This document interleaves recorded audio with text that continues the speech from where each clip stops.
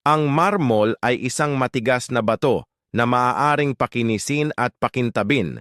Karaniwan itong ginagamit sa eskultura at arkitektura at ang ilang maririkit na halimbawa ay ang Taj Mahal sa India na likha lamang sa marmol. Madalas natin itong makita sa mga kusina, sa sahig at sa ibang parte ng bahay, ngunit alam nyo ba na sobrang komplikado ang pagkuha nito mula sa bundok?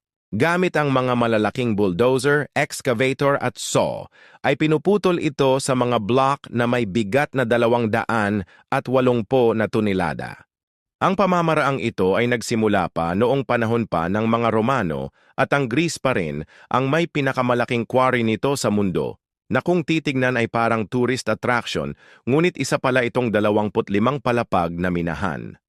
Bagamat mahal man ang marmol, ay marami pa rin ang tumatangkilik dahil bukod sa napakaganda ay sa disenyo at sa kulay nito na hindi kumukupas.